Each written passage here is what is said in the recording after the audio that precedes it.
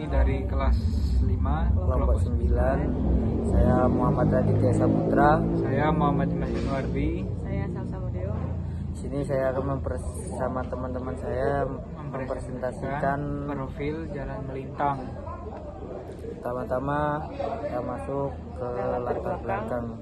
Di mana latar belakang itu yang poin pertama, perencanaan jalan pada medan berbukit memerlukan gambaran bentuk permukaan tanah tegak lurus sumbu jalan yang disebut profil melintang atau cross section.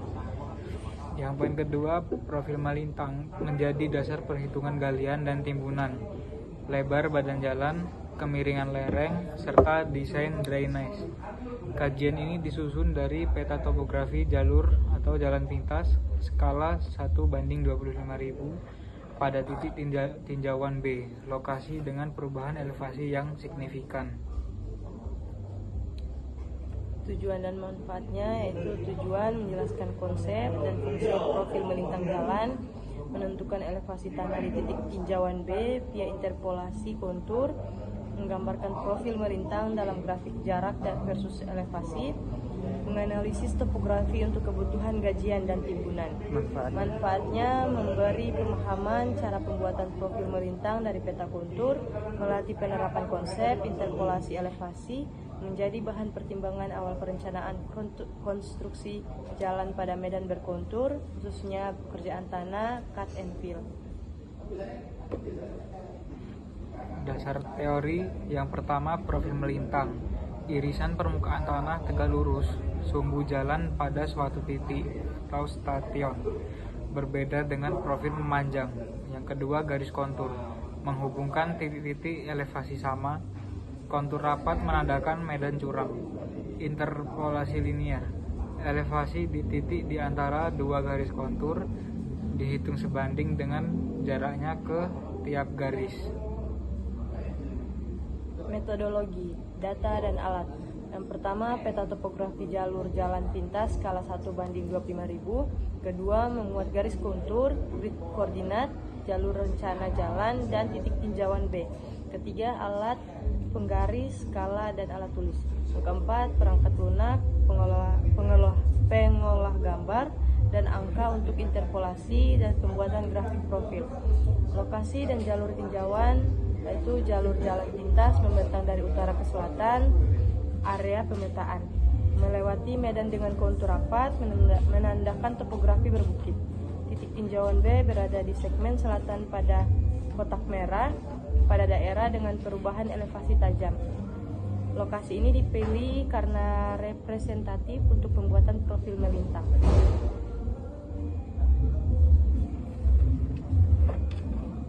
Kita masuk ke data ukur profil jalan seperti ini. Lebih jelasnya kita masuk ke data Excel. Ini STA nya dari titik radian A ke radian 2. Jarak peta ini di 3 cm, terus jarak 2 sampai ke 3 ini di 2,5 cm, dan seterusnya sampai ke 5.5 ke 6 itu di 0,5.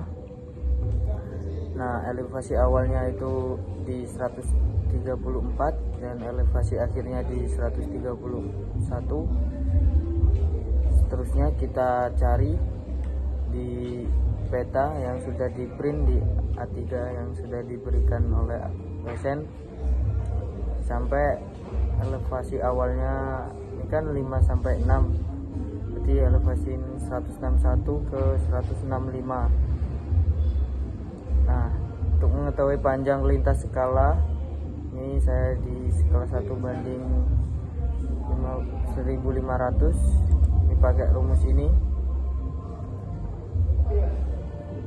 3 ini masukin sini, dibagi 1 dan dikali 250 dan dibagi 150, seterusnya sampai ke bawah. Jarak sebenarnya ini untuk mengetahui jarak sebenarnya menggunakan rumus ini, E2 dikali 150, seterusnya sampai ke bawah sampai sini. Nah, untuk grade konturnya, untuk mengetahuinya itu menggunakan rumus ini, C2 dikurangi D2 dibagi F2 dan dikali 100. Seterusnya untuk mengetahui grade kontur, dan kita masuk ke cut section BDE GI. Kenapa BDE GI ini? Karena di peta saya cutnya di titik B GI. Jarak sebenarnya ini di 510. Untuk mengetahui ini pakai rumus ini, panjang lintasan cm di 3,4, terus ini elevasi awalnya 130, terus elevasi akhirnya 131. Kita masuk grade, mengetahui berapa persennya ini pakai rumus ini, L3 dikurang M3 dibagi C3 dikali 100. Nah, ini untuk fill section A C F. Ini titik A C F untuk fillnya di peta saya. Jarak sebenarnya itu di 1860 meter dan 975 meter di titik F 555 meter.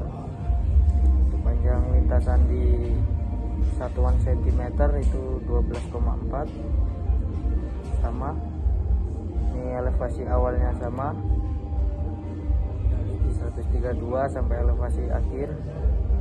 Untuk mengetahui grade berapa persen ini sama pakai rumus seperti cut, kurang lebih pengolahan data Excelnya seperti ini. Terus kita masuk ke ini gambaran grafik profil melintang jalan pada titik B seperti ini, dan ini pembuatan jalan pertambangannya.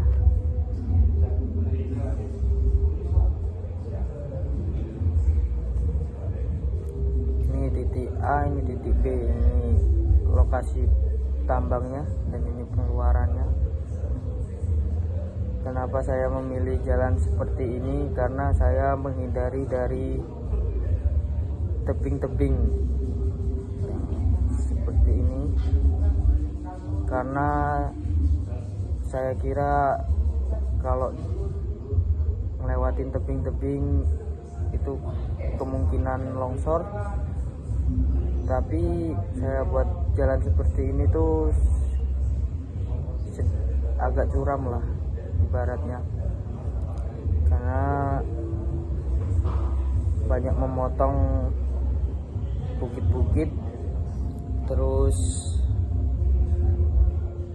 dan baiknya itu tidak ada kemungkinan kelongsoran pada jalan ini. Ini sebagai titik A, ini ke titik B, yang jarak ini, jarak pada peta kita ukur dari sini ke sini sama sini, terus kita tulis sini, kita titikin, terus kita ukur pakai penggaris, terus sampai sini.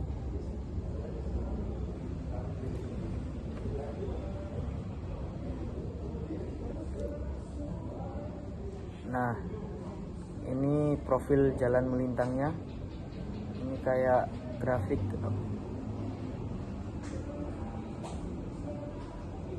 Ini titik A yang tadi di elevasi 131. Terus dan ini di fill, soalnya agak curam, makanya kita fill jalannya. Terus ini kita cut, terus ini kita fill ke sini semuanya kita cut karena terlalu tinggi. Kita cut aja jalannya. Ini grade sebenarnya grade rencananya itu di 0,10%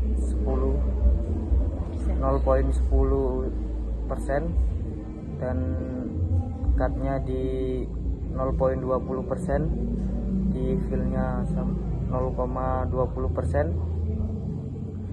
Ini cutnya juga. Terus ini lanjutan yang tadi sama, kita apakah di cut apa di fill jalannya. Ini kebanyakan saya cut karena banyak memotong.